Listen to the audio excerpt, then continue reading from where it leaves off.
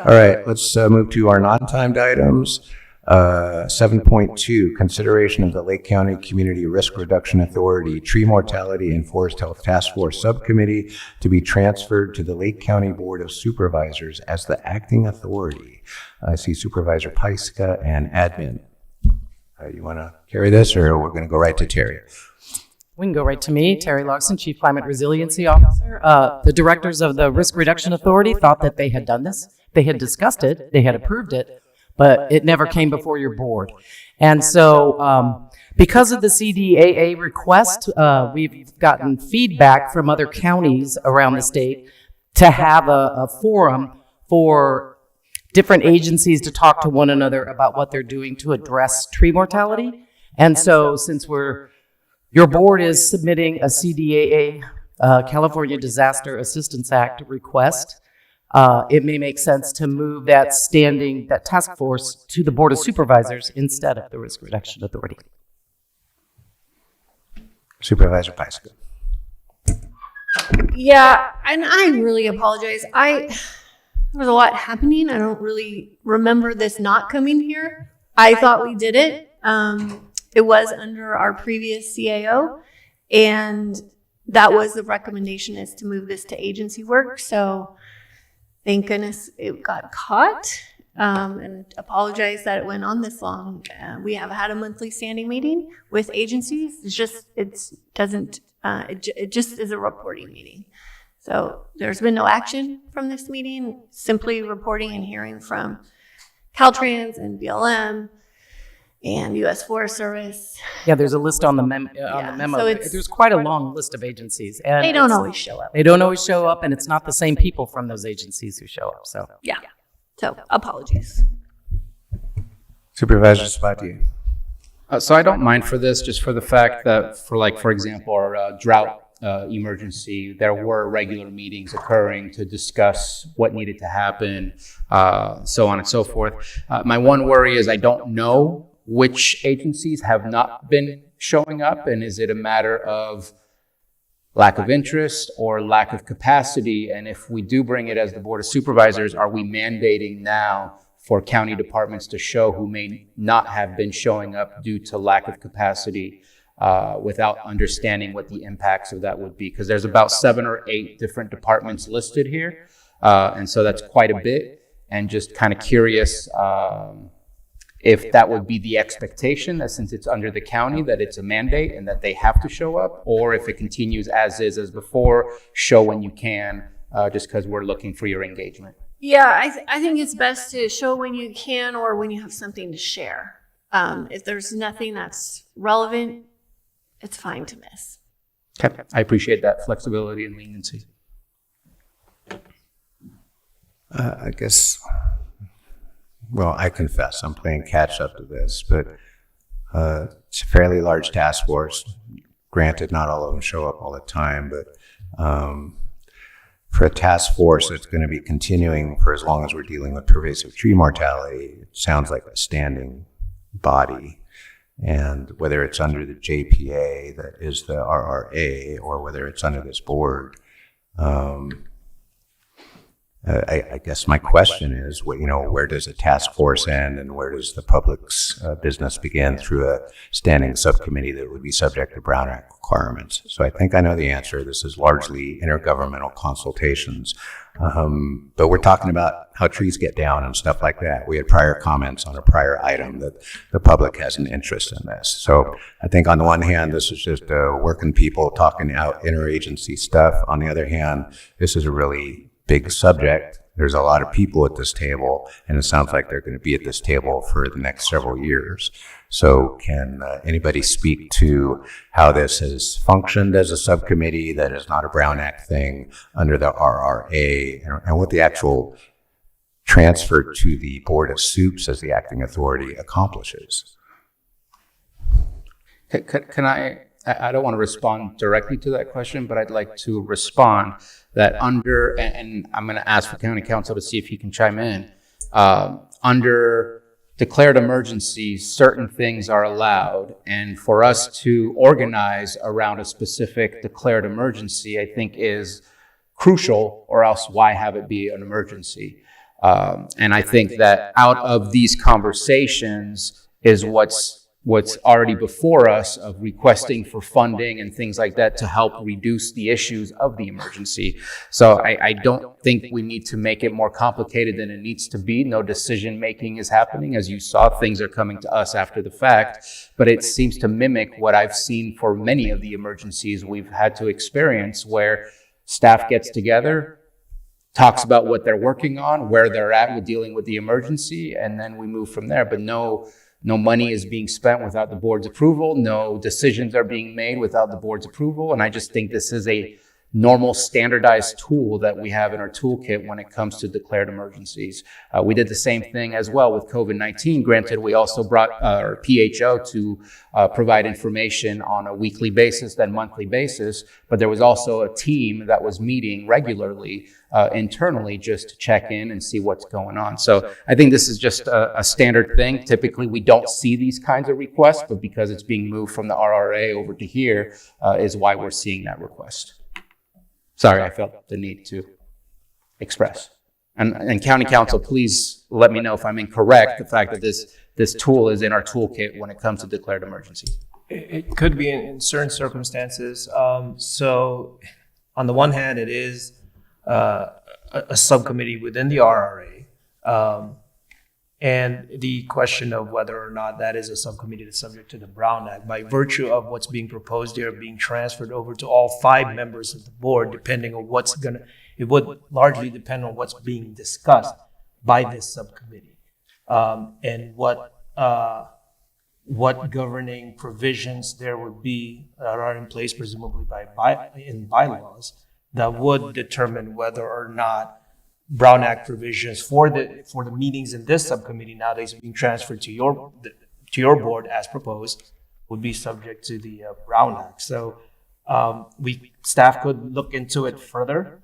Not sure what the deadlines are at this point, but certainly your board has that option to make the to approve the recommended action, and then staff could also look into those issues further.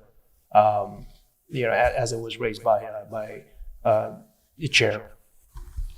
Can I just add, like, for instance, if Caltrans is doing a project, they're going to talk about what they're planning to do in the next few years, but they're going through their own AB 52, CEQA, NEPA, whatever permitting and public input for the projects, and it's the same with clerk.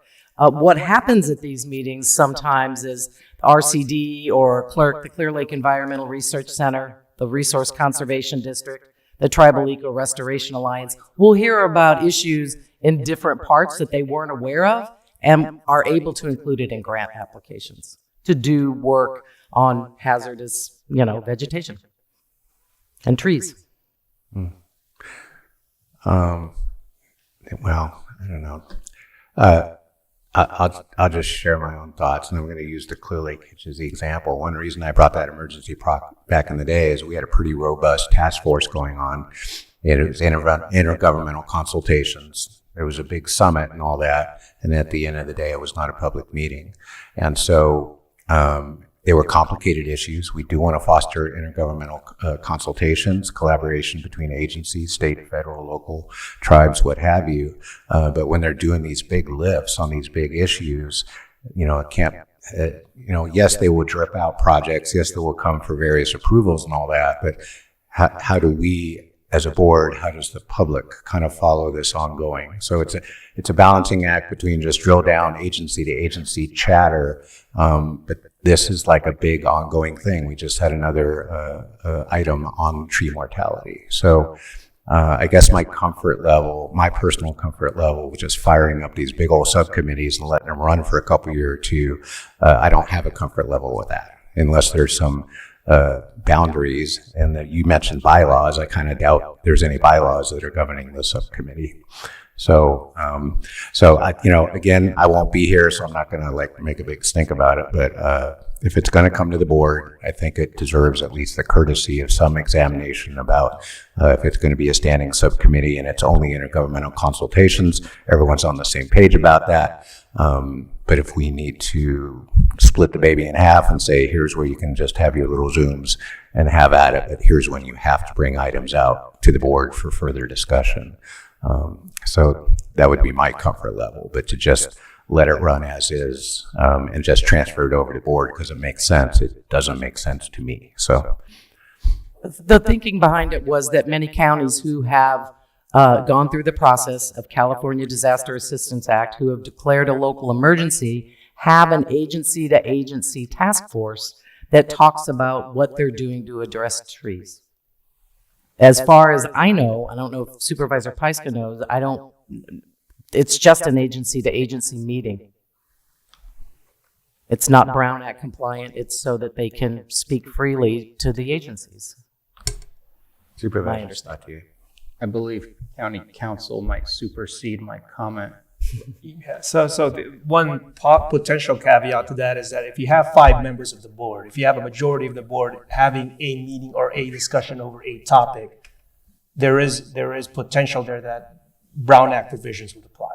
So that's what staff needs to look into if what's being proposed here is for a full transfer of this subcommittee to all 5 members of the board. In the alternative, we have committees here where there is 2 members of the board, which would be less than a majority, if that's amenable. If that's, but as it reads right now on the recommended action, it's a request to approve the Lake County Community Risk RRA, Tree Mortality and Forest Health Task Force Subcommittee to be transferred to the Lake County Board of Supervisors. It reads as a whole, as the acting authority. And that would seems to imply all 5 members. Yeah, the thought was just to have it under committee assignments. I don't know the wording. But even committee assignments, sorry, apologize. Supervisor Sabatier. What was the mechanism under which our drought declaration, a task force, was able to be created without the board's approval? We have a tree mortality declaration. What is that? What process can we utilize that mimics what we use for the drought task force to help create this? Now, I say that, but also I'm looking at the list, and I do see we have some nonprofits in there, and maybe that is a problem, maybe it's not a problem, but the rest are all governmental agencies. So I don't know if we need to look at individuals on the list and see which ones can fit, but we have a mechanism that has been utilized in the past. I don't see why we can't figure out how to utilize that same mechanism for this different declaration, but still yet a declaration of emergency. So with regards to those mechanisms, I mean, the next follow-up question to that would be if those mechanisms involve how many members of the board are participating in those in that mechanism. If it's, the more cautious approach would be to have less than a majority, much like in a lot of the county's ad hoc committees, to have just 2 members of the board participate in it. If that's what's being contemplated, then it avoids these potential questions of whether or not the Brown Act provisions would apply as to your board. And we've seen those in certain subcommittees, ad hoc committees that would otherwise have been subject to the Brown Act, but they do not fit under, they either do not fit under the definition of 54952 of the government code, and or they only involve 2 board members, so it wouldn't count as a meeting. And would we be able to create such a committee here, or do we need to maybe alter the tree mortality declaration so that it states in there that there will be this task force? Just because I feel like we're almost at an impasse with our conversation today. So staff would need to review the declaration itself. It really hinges on what staff is looking to recommend as the composition of this subcommittee in terms of who it's being transferred to. at this point, if the recommendation is to just have, to be transferred to essentially a committee that's similar to an ad hoc committee with 2 board members and some other members of other agencies, then certainly that's before your board for consideration, and it would not be such a transfer to this subcommittee, new subcommittee committee would not be subject to the provisions of the Brown Act on its face. It's like a long-term ad hoc. Okay. Supervisor Simon. Yeah. Just trying to figure out a way to get it completed here. Maybe the 2 appointees to the Risk Reduction Authority of the board, Watershed Protection District, and the county representative are the folks that are added to the list. Just a suggestion, maybe that could work for county council. And I think it accomplishes what needs to be done. Mm-hmm. I feel that was the original goal. Yeah. What, so I'm sorry, I've lost myself. So the original impetus to take it away from RRA was that that agency couldn't support the role of oversight over the subcommittee? No, that's not quite it. It's just that much like the Clear Lake Hitch emergency, there is a Clear Lake Hitch task force. So there is this, tree mortality emergency, and it has a task force of agencies just like the Hitch to talk about what's going on. What are you doing? How can we address this? Who's going to apply for this funding? It's very... And that task force is headed by CDFW, right? Yes. So has this task force relied on some staff support, like from yourself? Myself, just me. Okay. And any of who attends to report out. Well, I'm open to your ideas. We can move it. We can ask questions. We can probably do both. But for now, let's just take a pause and see if anyone wishes to comment on this item. We'll open up public input. Does anybody in the chambers wish to comment on this item? If not, do we have any hands in Zoom? Okay, we'll get back to the soups. Anyone else? Betsy. Please unmute.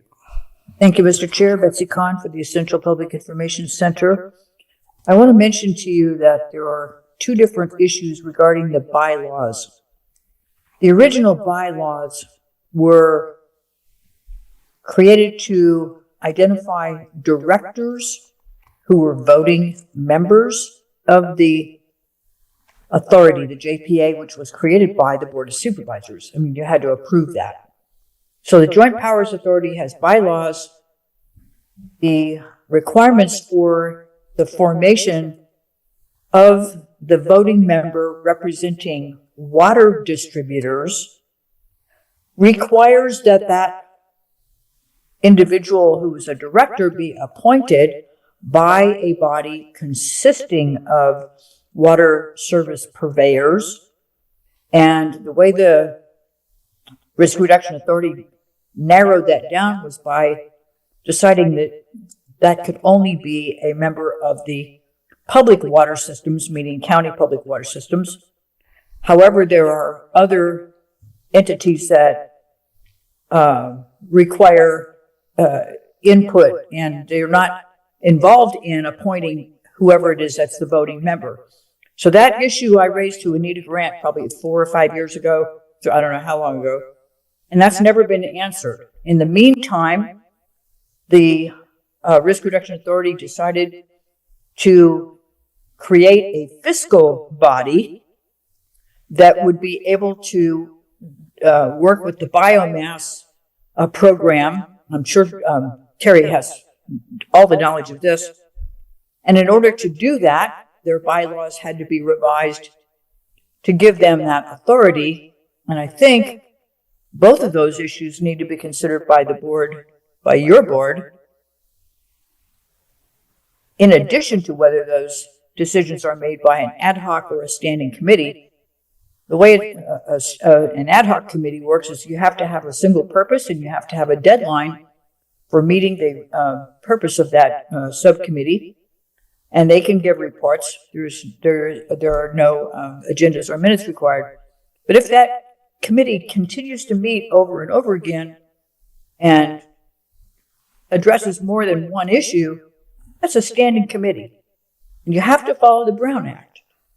So separating it from whether it's owned or operated by the Board of Supervisors, you supervisors have to look into that whole formation to make sure all of those parts are legal.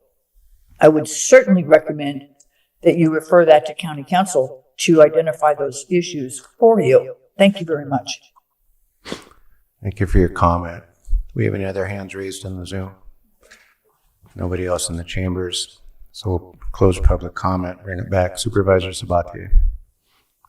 Just a thought, since Ms. Logsden is heavily invested in this conversation, instead of saying that we're transferring it to the Lake County Board of Supervisors, I'm looking at CAO Parker, is it appropriate to say we're transferring it to admin, who then at that point, I'm just trying to figure out how to make this happen so that, again, I've seen it happen multiple times. Love to see what County Council has to offer for that, making it possible. But internal conversations happen every single day. When decisions are made, there's specific criteria that has to bring it to the public for decision making, whether it's cost or resolution or whatever the case might be. So this isn't that complicated in my mind, but somehow we're on a treadmill. And while they're pondering that, can I, Ms. Logsden, so on the agencies invited, so here we have a subcommittee, we have member agencies, but it doesn't sound like we have individual members that show up for every meeting. Right. So even to the extent we even have a standing subcommittee, we don't have standing subcommittee members. Correct. Right. So if it's going to be this revolving door of not just agencies, but agency representatives, again, my caution sign goes off. I want to be sensitive of the time. I would like to either get some consensus from the board to plow ahead and let them work it out later, or possibly entertain a motion to refer this to County Council for further discussion.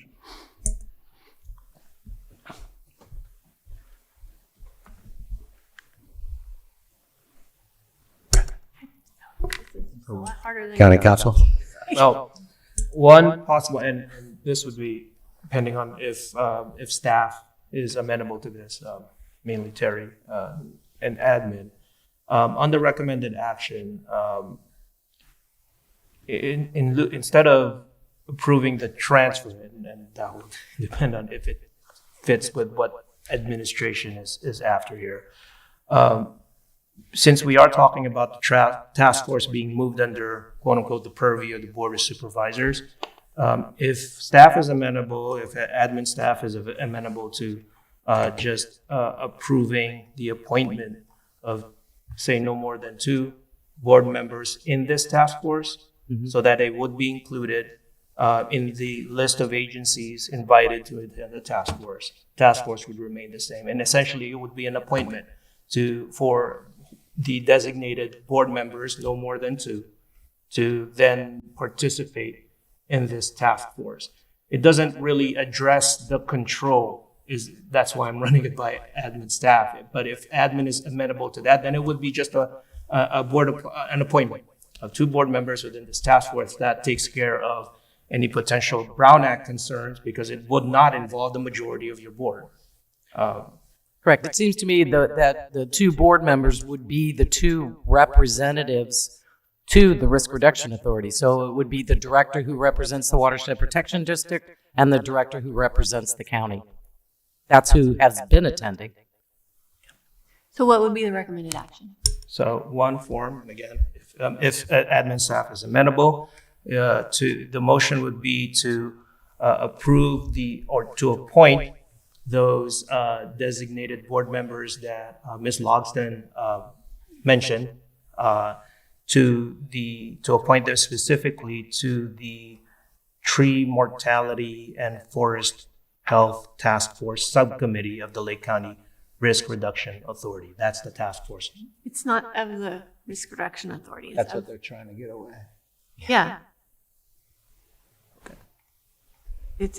We want it to be a county committee. It needs to be a county committee.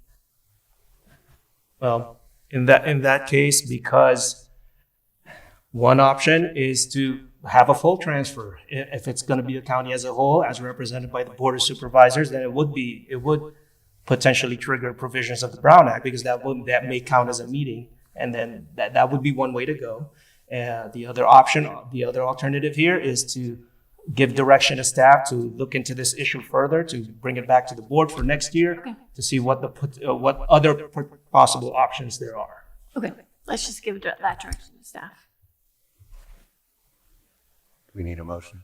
And we have consensus. Consensus. All right, there's consensus to refer this to staff, and just last comments on this. So we don't even treat all our various subcommittees and task forces the same. 2 on this one, 0 on cannabis. So whatever we're going to do, if we can find a consistent approach to how we appoint task forces and whether or not they have sitting soups on them. If we're inheriting this one from RRA, again, their bylaws may have governed, but this task force, if it's going to fall under the board, then it will fall to the board to give this task force direction in the future. And so we won't just inherit whatever came over from RRA. So it sounds like we have consensus, no motion required. Thank you for item 7.2. We'll conclude that. Moving on to item 7.3, consideration of a letter of support for Chief CAO Parker. Thank you, Chair. I didn't realize this item would take so long. I was hoping to get these short items done. But Ms. Judd does have a meeting with the city of Lakeport. I'd like to get her out of here, and we'll just have to bring Ms. Logston back. Would that be 7.5? 6.18, please. All right. Timed item. Thank you. And we're at 3:16. So we're going to take up item 6.18, 3 p.m. Consideration of a resolution and MOU to create the Lake County Regional Housing Trust Fund, and B, consideration of direction to staff regarding the allocation of remaining permanent local housing allocation, PLHA program funds for the Lake County Regional Housing Trust Fund for years 2021, 2022, and 2023. This is all you. Good afternoon, Board. Lisa Judd, Deputy County Administrative Officer, Housing. Today's staff would like to request the Board approve the creation of the Lake County Regional Housing Trust Fund via the resolution and memorandum of understanding between the County of Lake, Lakeport, and Clear Lake. The Housing Action and Implementation Plan and the Regional Housing Needs Assessment are both regional approaches to addressing housing needs in Lake County. Therefore, it follows that the Housing Trust Fund should also be at a regional level to promote greater collaboration and pooling of resources to address critical housing needs that encompass the entirety of Lake County. The Lake County Regional Housing Trust Fund is funded with $1 million of general funds and $1 million of ARPA funds, Fund 417, with direction from the board, the permanent local housing allocation funds in the amount of $847,981 for years 2021, 2022, and 2023 will be allocated to the Lake County Regional Housing Trust Fund pending HCD approval. Does that conclude your presentation? Yes. All right. And I understand this is on agenda with the city tonight, Lakeport? That is correct. All right, and thank you. we've already. Any questions of supervisors? I'm seeing none. That's exciting. Let's go ahead and open it up for public comment. Anyone in the chambers wish to comment on this item? Seeing none, do we have any hands raised in the Zoom? I see a passionate level of disinterest. Please don't take it as disinterest. It just means we're excited about moving this forward. If there are no further discussion or questions, I'll entertain a motion. I offer the resolution. The resolution has been offered, Madam Clerk. Supervisor Simon? Yes. Supervisor Spatier? Aye. Supervisor Crandall? Aye. Supervisor Pyska? Yes. And Supervisor Green? Aye. Is there a second action? I think so. That's it. Oh. Just the direction to staff for the PLHA funds. Do we need a motion to give that? I agree. Or is that a simple consensus? Yes. Yes? I'm hearing 2 yeses. Do I have 3 yeses? Yes. All right. I'm hearing a whole lot of direction to staff. Sounds like we have consensus. And with that, we don't need a motion. Okay. Then we have given you that direction. Thank you for that presentation. Thank you so much. All right. Good luck tonight. Thank you, Lisa. Good start. Now, 7.3, please. all right. Ms. Logsdon, you're on the hot seat again. Our 7.3 item, consideration of a letter of support for Chief Climate Resiliency Officer serving as co-investigator for second phase of climate health adaptation and resilience mobilizing CHARM Lake County project. That's a mouthful. Ms. Logsdon.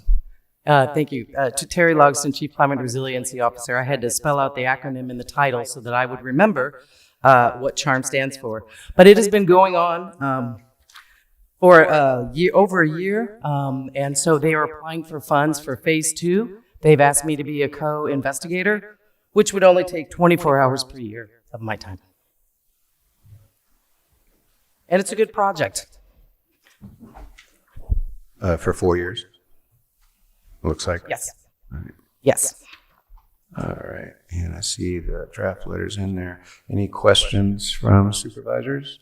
Oh, I would mention that I did make one change. I had to change the chair name Oh my gosh. because it was submitted before. Sorry.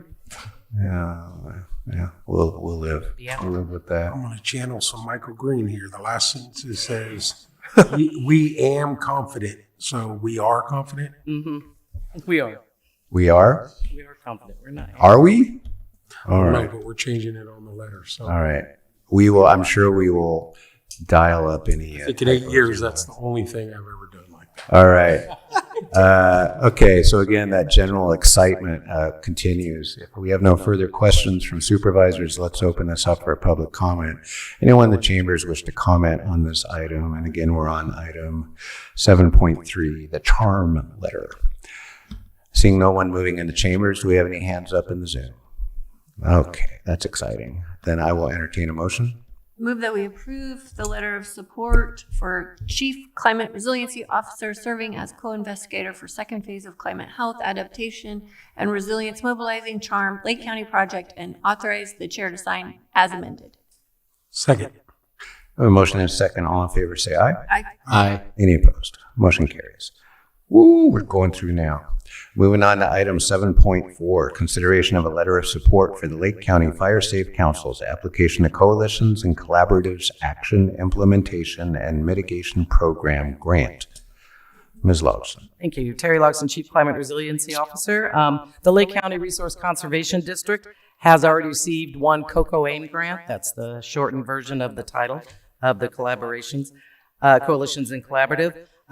They're developing an application and they hope to get funding for phase 2, which will support staff. It's in the amount of $75,000, and it will provide capacity for the Lake County Fire Safe Council to further develop programming and continue to provide services and resources to the public and bolster community resilience to wildfire events. So we're bringing this before you. I would need a signature. Today, I have a hard copy. If you do so, approve it. That's his favorite. All right. Any questions from the board? Seeing none. Anyone in the chambers wish to comment on this item? Please don't rush. Any hands raised in the Zoom? I'm hearing a no. No? Carolyn, is that a no? All right, thank you. I'll entertain a motion. I just want to state that the Risk Reduction Authority also signed a letter of support yesterday, and I move that we support recommended action. Move that we support the letter for the Lake County Fire Safe Council's application, letter of support for the Lake County Fire Safe Council's application to Coalition and Collaboratives Action Implementation and Mitigation Program and authorize the chair to sign. Second. There were no amendments, right? Okay.